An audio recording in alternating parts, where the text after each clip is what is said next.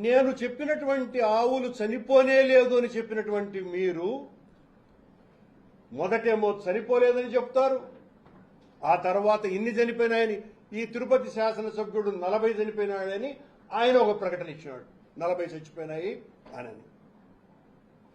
ఇంకొక ఆయన బీజేపీ అని, తెలుగు బీజేపీ నాయకుడు, ఆయన కూడా ఇలాంటి మాటలే మాట్లాడడం కూడా జరిగింది. ఏది నిజం?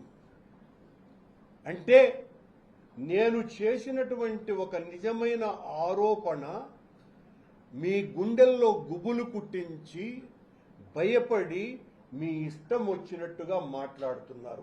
నిన్న అధ్యక్షుడు నాయుడు గారు మాట్లాడుతూ నీ అంతు చూస్తా, నీ మీద క్రిమినల్ కేసులు పెడతాం, రాష్ట్రమంతా పెడతాము అని అన్నాడు.